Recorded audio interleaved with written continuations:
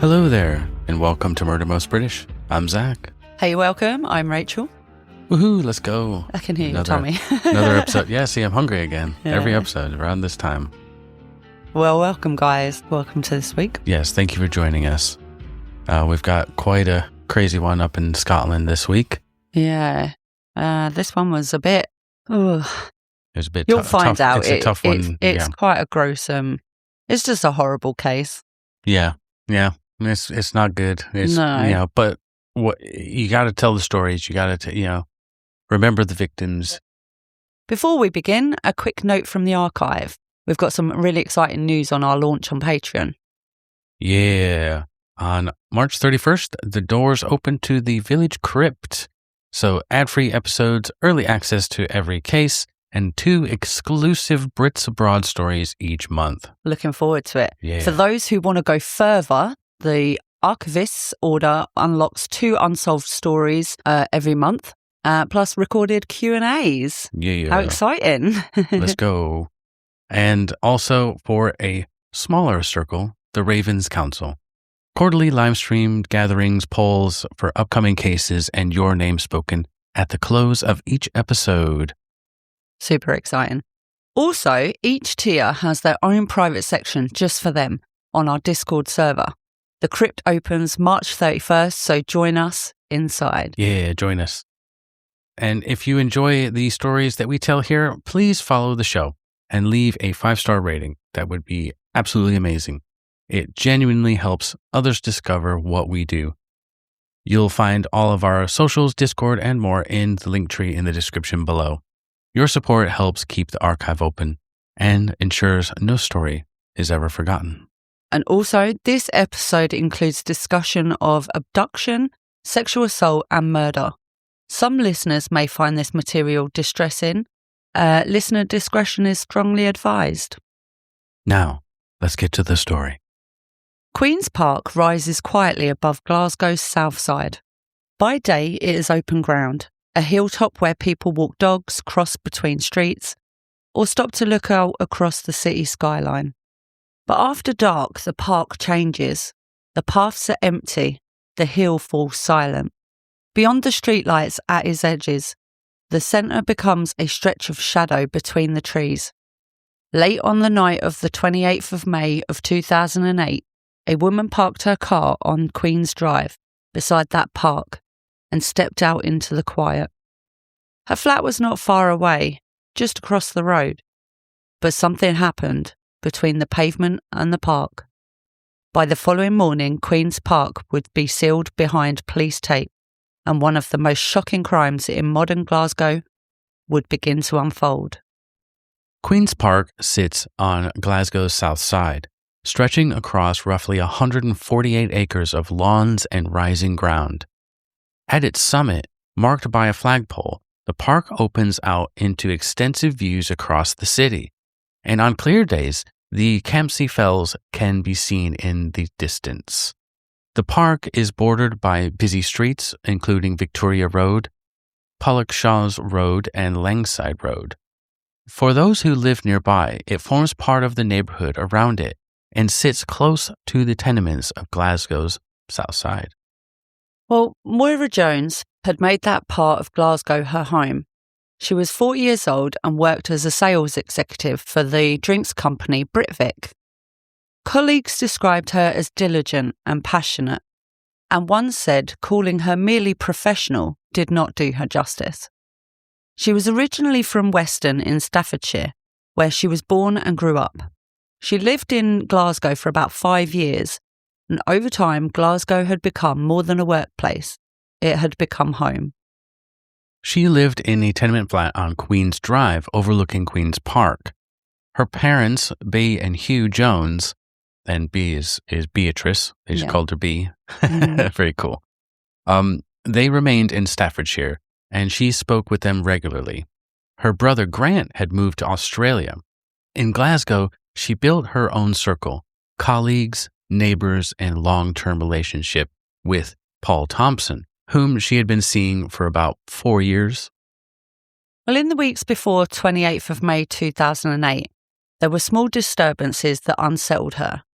There had been an attempted break-in at the tenement where she lived, something that left her shaken enough to mention it to colleagues. Around the same time, she began receiving crude phone calls. Investigators would later trace those calls to a young boy in England. But at the time, they were simply another irritation. Unsettling, but not enough to alter the rhythms of everyday life for her. So on that Wednesday, the 28th of May, Moira spent the day working. One colleague later recalled meeting her at a cash and carry connected to her role at Britvic. Is it Britvic? Britvic. I put an I in there for some reason. Britvic. Britvic, sorry. He said she had been agitated by the attempted break-in. That evening, she returned to Queen's Drive, where her neighbor Anne Kirkwood saw her at the flat. Kirkwood later remembered Moira as very upbeat, believing she was heading out to visit her boyfriend. Just a short distance away, Marek Harkar, a 32-year-old Slovak national and former soldier, had recently arrived in Glasgow from Liverpool. He was staying at 38 Queen's Drive with Lucy Petlova, a Czech-born housekeeper he had met while working in Liverpool. Petlova later said that he had been heavily drinking since arriving in the city. She later said that although they had slept in the same bed, she had repeatedly rejected his sexual advances. That Wednesday evening, 28th May, she said he left the flat shortly before 10 o'clock to go out into the city. So on that evening of the 28th of May, 2008, Moira Jones had been visiting her boyfriend, Paul Thompson, at his flat in Cranston Hill. After the pair had an argument, Moira decided to head home. At around 11:30 p.m., she parked her black Toyota RAV4 on Queen's Drive. About 60 yards from her front door, she stepped out carrying her overnight bag and began walking. Queen's Park stretched dark behind her building while the surrounding tenements still held light up in their upper windows. Cars moved through the nearby junctions and buses passed along the main roads. Near where she had parked her car, Marek Harkar approached her. Earlier that night, he had been drinking heavily and had told his flatmate he was going out, quote, looking for a woman. He stood about 6 feet 3 inches tall.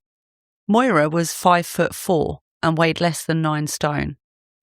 Harkar moved quickly. Before she could reach her building, he forced her away from the pavement, steering her across Queen's Drive toward the entrance to the park. There was a struggle at the roadside. Part of her handbag strap tore free, and toiletries scattered onto the small grass island near where she had parked her car. Gripping her overnight bag, he forced her away from the roadside and toward the park entrance. As they crossed into Queen's Park, screams carried out through the trees and across the road. The sound reached nearby flats and people passing along the street. Taxi driver Frederick Graham later recalled turning to his partner and saying, quote, "If there has been a murder, then we have just heard it." Others heard cries too, sharp bursts of distress echoing through the darkness before falling silent again. From the road, nothing could be seen clearly. Distance, darkness and the trees hid what was unfolding only yards inside the park. I'll be calling the police immediately. I would, yeah, if you heard you can probably distinctively tell types of screams, if there was a scream but even then, when in doubt, just call the police. Yeah, if you're... What are you doing? Go and investigate. Yeah. It's a bit like foxes. They do that horrible, weird horrible scream. How you would think, oh, maybe that's a person. Is it a fox? Is it Yeah. But yeah, it definitely distressing sounds. Yeah. That's right, people. If you hear something, call the police. Just call. Doesn't matter whether you 100% know something's going on or whether you just think, oh, that wasn't quite right. If your gut's saying, oh, that didn't sound quite right. Yeah. Then just phone the police. Usually your instinct's right. Yeah. Well, near the tennis courts, Harkar forced Moira into a dense holly bush. She struggled and tried to resist, but he prevented her from escaping. In the struggle, 6 buttons were torn from her blouse and fell into the leaves beneath them. He held her there before forcing her onward again, pushing her deeper into the park. With every step, the lights of the surrounding streets grew more distant, replaced by darker paths, trees, and open ground leading further into the park. Absolutely terrifying. Yeah. Well, from the holly bush, he forced her across the park, eventually more than 300 metres from the roadside. During the attack, she was repeatedly punched, kicked, and stamped upon. Oh, God. Terrifying. Absolutely, she must have been absolutely terrified. Because the violence moved across the grass towards the park interior, far from the bordering roads. Although Queen's Park was surrounded by homes and traffic, the deeper sections offered concealment once the paths narrowed and the darkness had thickened. What happened there unfolded in a place that by day felt open and familiar, but at night became isolated. Yeah, people don't realize how big that park is. 148 acres. Yeah, that's huge. massive. Absolutely huge. And you got trees and, In the a night. lot of secluded areas. Yeah, when it's not a lot of people are in Terrifying. there. Absolutely Crazy. terrifying. Well, during the assault, her clothing was forcibly removed. She was pinned to the ground and raped. The violence continued before Harkar compressed her neck and killed her. Afterwards, he left her body face down behind a privet hedge deeper inside the park. She was half naked. Her belongings lay scattered nearby. He robbed her of 2 rings and 3 bags containing a camera, a laptop, and 3 mobile phones. The attack had begun within sight of her own street and ended deep inside the park. Horrendous. Absolutely horrendous. And not far from your home, you feel like you're safe right because there. your home is just right there. Yeah. Absolutely tragic. Well, in the early hours of the 29th of May, Queen's Park fell quiet again.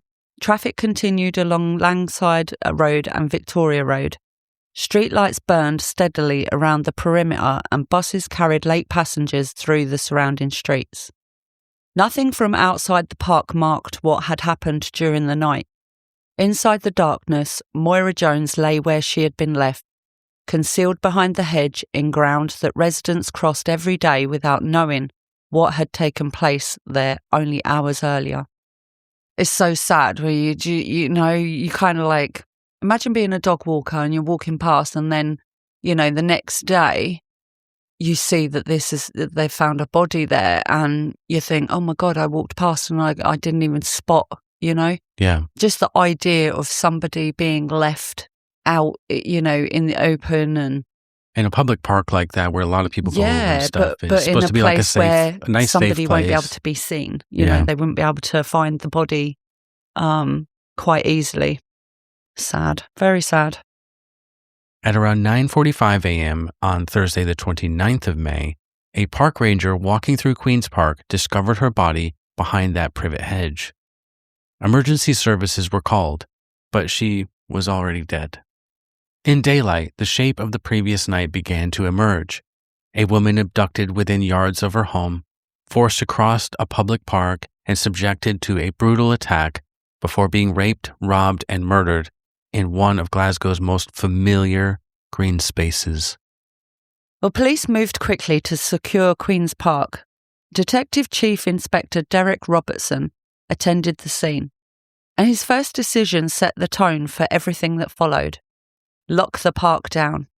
Not just the immediate discovery point, but the entire perimeter.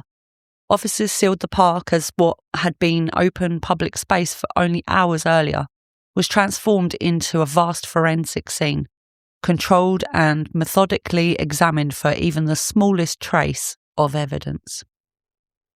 Inside the cordon, the scene appeared scattered.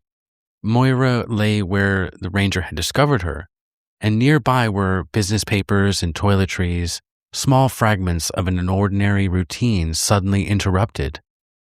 An incident room was established at Cathcart Police Station to coordinate the investigation, while an incident caravan positioned at the park gates controlled the flow of officers, forensic teams, and evidence moving in and out of the scene. Well, one immediate challenge confronted investigators. The woman had no identification with her. Officers began checking missing person reports and contacting local hotels to see if any guests had failed to return overnight. The first meaningful clue came from paperwork recovered near her body, recently dated invoices and documents bearing a name. Detectives traced the businesses linked to those papers and contacted them cautiously, presenting their inquiries as a possible fraud investigation. They wanted confirmation before revealing the true nature of what had happened. Yeah, because you never know Could if be it was somebody involved. someone involved with her work or something like that. That was a smart best move. to stay hush-hush until, Yep, smart move. Well, the paperwork pointed investigators to Moira Jones, who lived on Queens Drive, overlooking the park itself.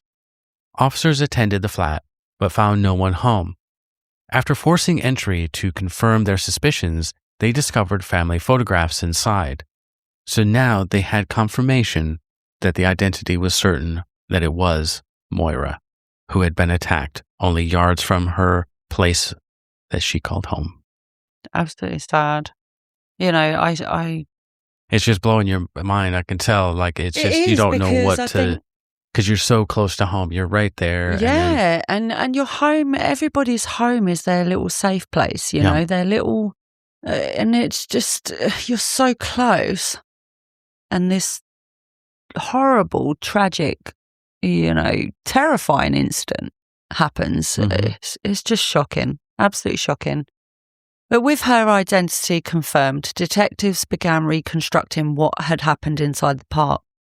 Instead of treating it as one single crime scene, investigators realised that they were dealing with several connected locations spread across the ground. Forensic teams logged scattered belongings and documented the surrounding vegetation as the wider scene was examined. Specialists were brought in, including a botanist and an entomologist, in case insect activity or trace evidence could help narrow the timeline of the attack. Even the bushes and shrubs became part of the investigation. Lead forensic scientist Carol Rogers later explained that vegetation often traps evidence. Fibers, fragments of clothing, and tiny traces of skin. As teams examined the park, they discovered small amounts of blood and strands of hair caught on the bushes on the opposite side from where the body had been left. It suggested the violence had not occurred in one place. Instead, it appeared the attack had moved through different parts of the park before ending near the hedge. That's why, like I say every week, forensic science is amazing. What they can do.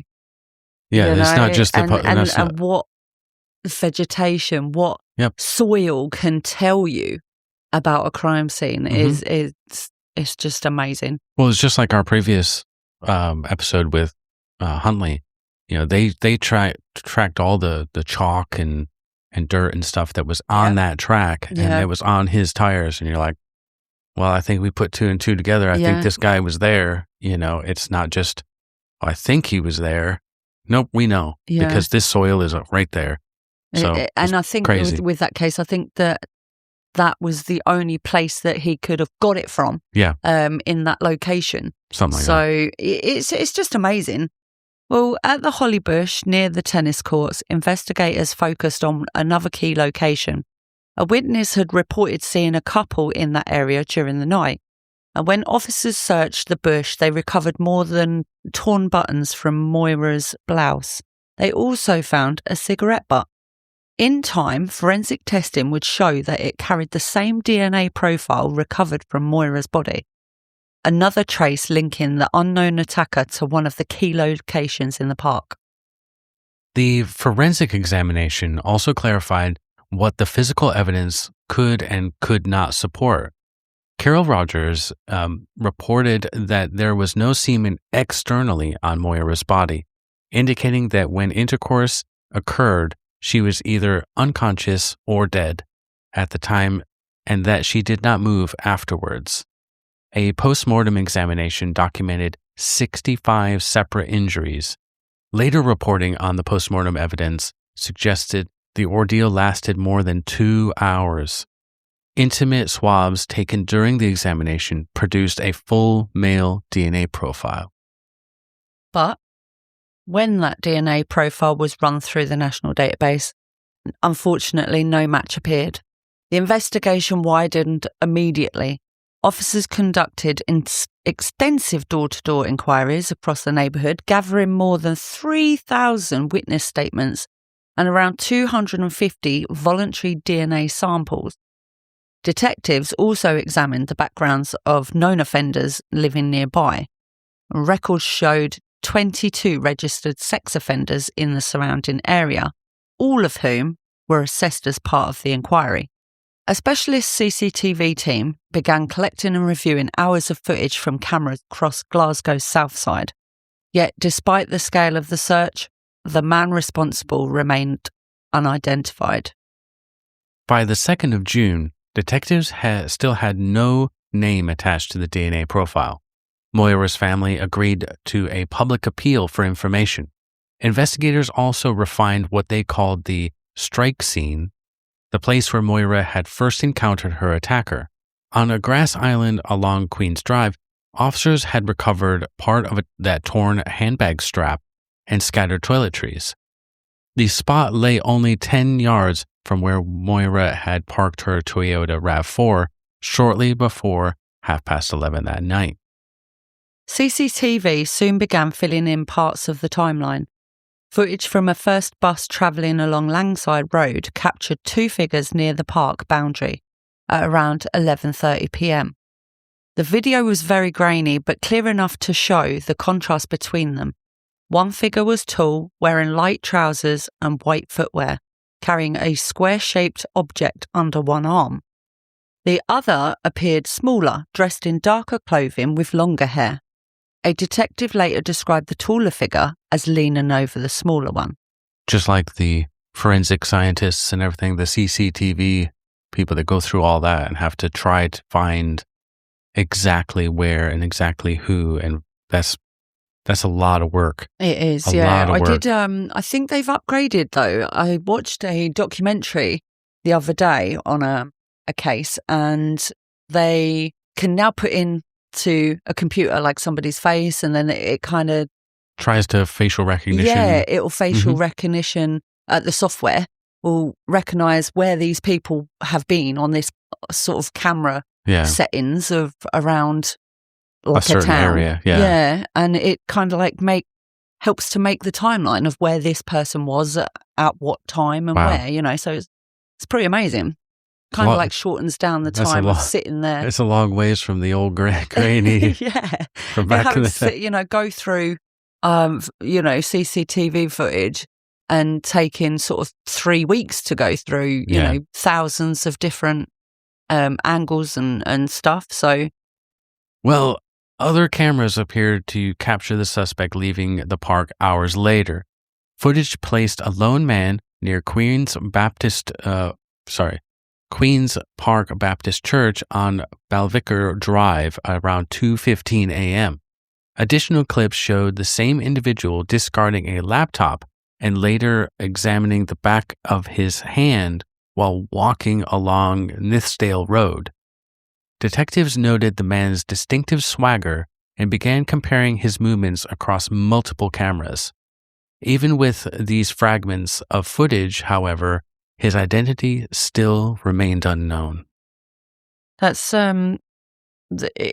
definitely would be a suspect that they would be looking at because obviously, there's not going to be many people walking about or leaving a park area where this incident has happened.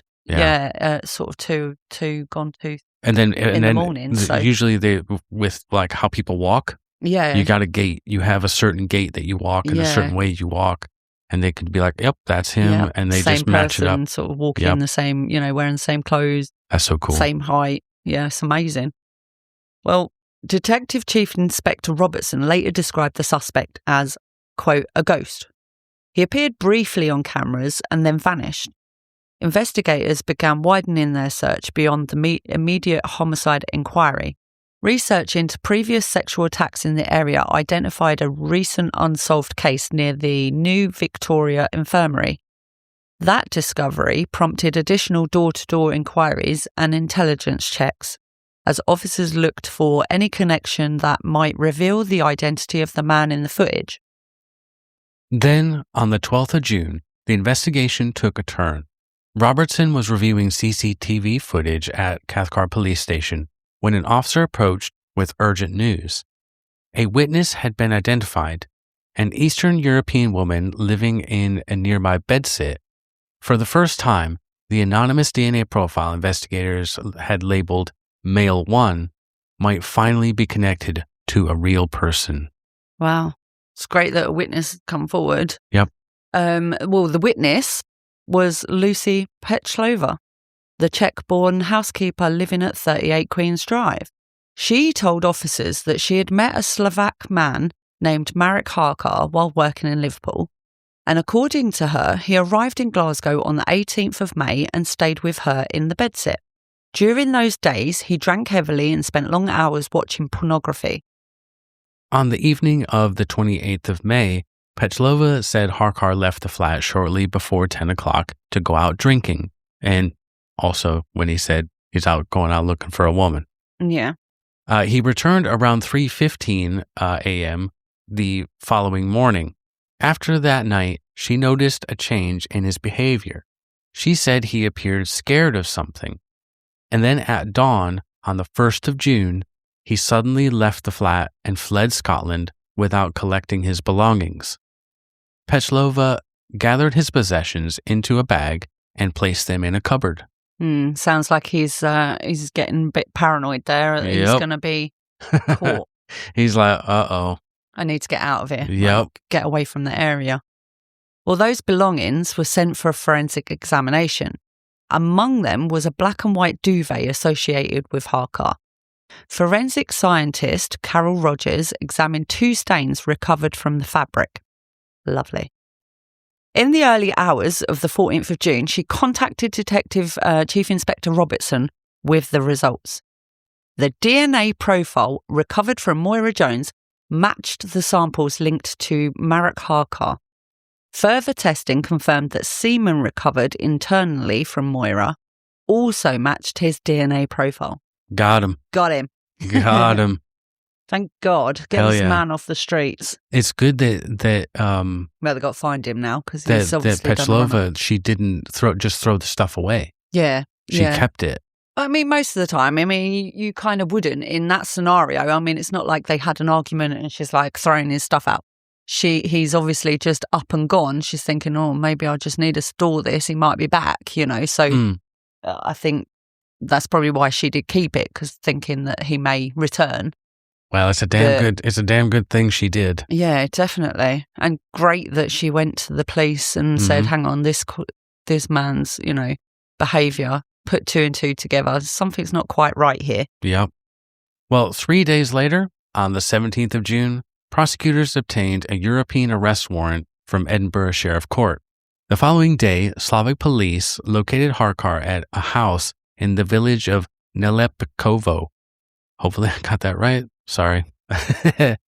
Officers described him as calm and cooperative when he was detained. During the search, they seized a black leather jacket, identification documents, and mobile phone with charger, battery, and SIM card. The phone's back covering was missing, the battery held in place with tape. Well, forensic testing later revealed tiny specks of Moira Jones's blood on the leather jacket. During the search of property, all officers also found a bag containing a Nikon digital camera that had belonged to Moira. The evidence now connected Harkar not only to the park, but also to property taken during the attack. Yep, he kept all that stuff. Crazy. So on the 4th of July, Harkar appeared before a prosecutor at a detention center in Slovakia. He agreed to extradition, telling officials he wanted the matter explained because he was innocent. 12 days later, on the 16th of July 2008, he was flown from Bratislava to Manchester Airport under police escort, then transferred to Barlinnie Prison in Glasgow to await his first appearance in court. So he'd done the off-ski and went back to Slovakia. But But now he's saying he's innocent. That doesn't seem like innocent behavior. Yeah. Well, how did you get these items that belong to this raped and murdered woman? The following day, Marek Harkar stood in the dock at Glasgow Sheriff Court. He was formally charged with the abduction, rape, robbery and murder of Moira Jones, as well as attempting to defeat the ends of justice by fleeing Scotland after the attack. He was remanded in custody. What had begun with a sealed park and an unnamed DNA profile had, step by step, led investigators across forensic evidence, witness testimony, and international cooperation to a suspect now facing trial. Marek Harkar's trial began on the 12th of March in 2009 at the High Court in Glasgow. The case was heard before Lord Bracadale with the Lord Advocate Ailish Angiolini QC. I'm sorry, I just think of like The Sopranos. Angiolini. Yeah. He was leading the prosecution and Paul McBride QC appearing for the defense. Because Harkar was Slavic, interpreters translated the proceedings in real time from a booth inside the courtroom. A jury of 9 men and 6 women took their seats. Harkar denied every charge against him and lodged 2 special defenses: incrimination, blaming others, and an alibi. Well, at the start of the trial, a joint minute of agreed evidence was read to the jury. A formal statement outlining facts both sides accepted. From there, the Crown began building its case. Prosecutors told jurors that they would see a chain of evidence linking Harkar to the abduction, rape, robbery and murder of Moira Jones. It was not just one piece of proof alone, they said, but the convergence of many strands, forensic science, CCTV footage and witness testimony, forming a single narrative. So one of those strands came from Lucy Pechlova, the one he was staying with. She told the court on the night of the 28th of May he had left the flat after drinking heavily, telling her he was going out looking for a woman. Prosecutors asked the jury to consider that statement alongside the other evidence in the case, not an isolated remark, but as part of a sequence of events that began before Moira had ever reached her front door. Well, jurors then heard the forensic evidence. Semen recovered from internal samples taken from Moira Jones matched Harkar's DNA profile. In court, the probability of the DNA belonging to someone else was described as 1 billion to 1. Goodness gracious. Not possible. Yeah. Forensic testing also revealed that blood found on a black leather jacket seized during Harkar's arrest matched Moira's DNA. Prosecutors argued that these findings placed him in direct physical contact with her during the prolonged and violent assault inside Queen's Park. Further scientific evidence followed. The cigarette butt recovered near the holly bush where Moira had been forced during the attack contained DNA matching Harkar's profile. Stains on a black and white duvet linked to him were also examined in the laboratory. Prosecutors told the jury that these results connected several locations: the park, the bedsit, and the accused himself, reinforcing the Crown's position that the evidence formed a continuous chain pointing in one direction. Yeah, very much so. Well, CCTV footage shown in court helped establish Harkar's movements as well across the city that night. Jurors watched recordings from pubs and off-licences in Glasgow's southside, as well as footage from a shop on Argyle Street where a sales assistant identified him purchasing a pair of white Adidas trainers. The most unsettling footage, though, came from a first bus travelling along Langside Road shortly before midnight. It showed the 2 figures walking beside the park, one tall, one smaller, and the taller appearing to lean over the other. Prosecutors argued that when the CCTV timeline was combined with the forensic evidence, the case against Harkar became overwhelming.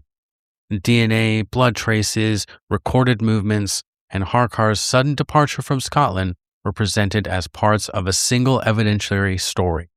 Property taken from Moira during the attack, including the Nikon digital camera later recovered in Slovakia, strengthened the robbery element of the indictment. The Crown's position was that each piece of evidence supported the others.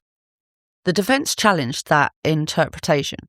Harkar's lawyers advanced the special defence of incrimination, suggesting that others could have been responsible for the attack, while also maintaining that Harkar himself had been elsewhere at the relevant time. As part of the incrimination defence, Harkar's lawyers pointed to Jason Mulheron, a convicted sex offender, and to other possible suspects, arguing that the investigation had to be tested against other lines of inquiry. Jurors heard that a former girlfriend had once claimed Mulheron admitted the murder of the lassie in the park, though he denied ever making such a confession. Mulheron appeared in the court as a witness and rejected any involvement in Moira's death. Defense counsel questioned the police about other investigative leads and whether individuals with relevant criminal histories had been examined thoroughly enough. The defense reminded the jury that suspicion alone was not proof. The responsibility for proving the case beyond a reasonable doubt rested entirely with the Crown. Well, I think they've done their job. I mean, there's enough evidence to show that this is the guy that's... I think the defense had a hard job. They had a hard job with this one. But in order to, I think what they were trying to do is like, did you investigate anyone else or did you home in on this one person? You know, it's like, well. So yeah, we did. The but evidence this guy has led us to this one person. He had blood on his jacket. He had his stuff or had her stuff on him. You know, like, what are you talking about? His DNA matches, everything. Why would you search for, I mean, obviously any leads that come up, you're gonna look into them. But you're not, if you've already got this source evidence and DNA profile and stuff like that, it's going to go one place. That's it. I think the defense... they had to try. They had to do something. Well, the jury also heard evidence about Harkar's movements in the days after the murder. So between the 1st and the 18th of June of 2008, he travelled first to the Czech Republic and then on to Slovakia. Prosecutors argued that leaving Scotland so soon after the killing, while still in possession of items taken from Moira, demonstrated an attempt to defeat the ends of justice. The defence countered that travel alone could not establish guilt. Travelling with stolen items. Very true, but if, you've got stolen items that this person who has been found I mean, maybe deceased, they were saying, oh, he just happened murdered upon her and he was a bit drunk and he stole her stuff, It's very flimsy, but they've got to put something out there. But I'm not saying that's what they did. It is a possibility, but I don't believe that's how it went down. So, Well, after a trial lasting almost 3 weeks, the case was placed in the hands of the jury. They retired to consider their verdict. Just over an hour later, they returned to the courtroom. That wasn't long at all. No, just an hour. Yeah, I think they had a coffee and a biscuit. And read through the thing, and then it's like, signed it. Yep. Well, he was found guilty of the abduction, assault, rape, robbery, and murder. He was also convicted of attempting to defeat the ends of justice by fleeing Scotland after the attack. Well, during the sentencing, the court was told that Harkar had 13 previous criminal convictions, 4 involving violence. Lord Brackadale imposed the mandatory sentence for murder, life imprisonment. He fixed the punishment part, the minimum period before parole could be even considered, at 25 years, backdated to the date of Harkar's arrest on the 18th of June 2008. In delivering his sentence, Lord Brackadale told the court that the murder of Moira Jones had shocked the nation. He described the attack as displaying, quote, a level of wickedness very rarely encountered. The judge said Moira Jones had been abducted into the park, held captive in a holly bush, then subjected to extensive injuries before being raped and murdered, and spoke of the devastating effect her death had on her family, friends, and colleagues. Lord Brackadale also recommended that Harkar to be deported after his release. Yeah, yes. I agree. Get him out of here. Yes, please. We have enough of our own criminals, to be fair. And, if he wasn't born here and he's come over here and committed crimes, send him home. Yeah, I mean, that's my view. I mean, I'm here. My husband here is American. I would expect that if I did committed something, a crime, I would report you and I would tell them to send you back to America. If not, I would send you back. Yeah, that's what I'm here as a guest. I'm here, and I need to abide by the laws of the land. And if I don't, then I should be expected. Sent back. It should be expected 100% that, a foreign-born person comes over. I mean, we don't know his situation, whether he had citizenship or whatever, but even still, revoke that citizenship and send him to his birthplace, in my opinion. Outside the court building, Moira's mother, B. Jones, addressed reporters. She described her daughter as, quote, our precious girl, and said her life had been stolen, quote, in the most depraved way. The trial had reached its conclusion. A verdict had been delivered and a sentence imposed. Yet, for the people who loved Moira, the legal process could never restore what had been lost. What remained was a life remembered and an absence that could never be filled. She was a very beautiful woman. Absolutely. Yep. Well, Moira Jones was laid to rest on the 9th of August, 2008, near the family home in Weston in Staffordshire. The rain was torrential that day as mourners gathered to say goodbye. A lone piper led the procession from the church toward the gravesite, the sound carrying through the wet air. Her father, brother, partner, and uncles carried the coffin. In the months before the trial, Moira's family travelled between Staffordshire and Glasgow as the legal process unfolded. Court hearings, meetings with prosecutors, long days waiting in unfamiliar corridors. The routine became exhausting and uncertain. To steady herself, B began writing. Her diary became a way of holding on to memories while trying to make sense of what happened. We were in hell on earth, she wrote. The death certificate listed only, quote, head and neck injuries, a clinical phrase that seemed impossibly small beside the life that they had lost. Beyond the Jones family, the murder left a deep mark on Glasgow's south side. Queen's Park, usually open to walkers, runners, and dog owners, had been closed for more than 2 weeks after Moira's body was discovered. When it reopened on the 12th of June 2008, people returned cautiously.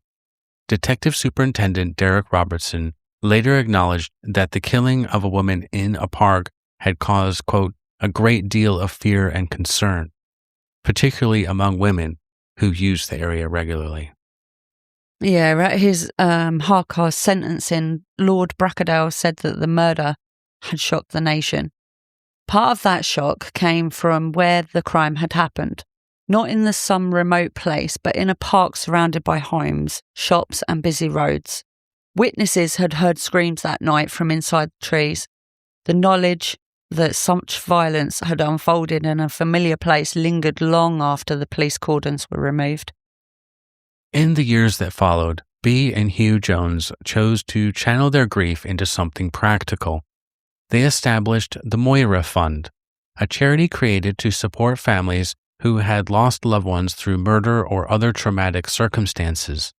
The organization offers grants to help with funeral costs, travel expenses, clothing for attending court, and access to counseling. Over time, the charity had assisted more than 1,000 families across the United Kingdom, providing help during moments when many feel almost alone. That's really awesome. It's brilliant. It's something good to come out of something so bad and tragic. Mm-hmm. The charity's work is also visible each year in Queen's Park itself.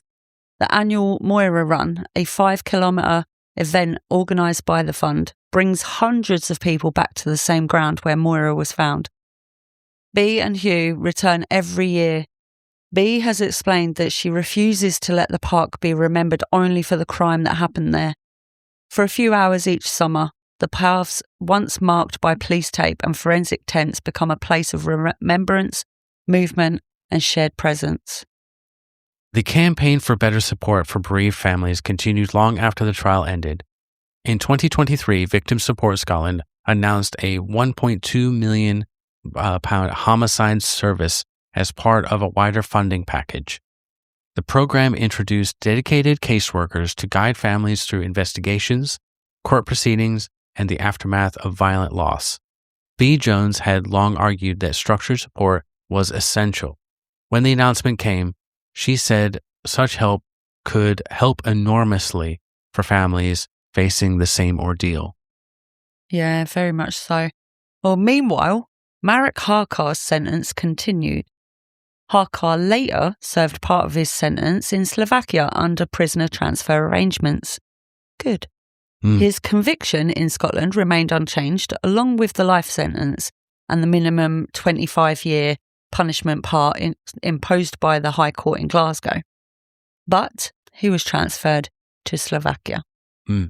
Well, also, unfortunately, her father, Hugh, he passed away suddenly on the 16th of April, 2025. So rest in peace. Yep. He's, if you believe in heaven and stuff, he'll be with his daughter and wherever they are. Yep. In Glasgow, Moira Jones is still remembered by name and by place. A small memorial stone marks the spot in Queen's Park where her body was discovered. B. Jones continues to speak publicly about Moira's life and about the work she and Hugh had built in her memory. In the final pages of her diary, B. wrote words that capture the scale of her grief. Quote, "I want to scream Moira so loudly that it reverberates around the world. For those who love her, that echo never truly fades." Beautiful. That was the story of the Queen's Park murder of Moira Jones. That is wild.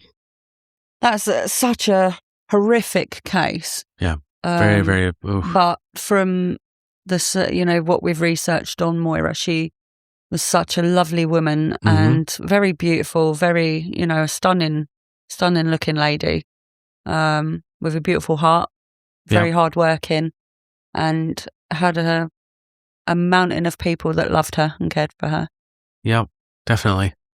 Well, if you value the work that we do here in the archive, in telling these stories, cases, bringing up people who should never be forgotten, please follow the show and leave us a 5-star rating. It really helps these stories reach further and keeps our archive growing.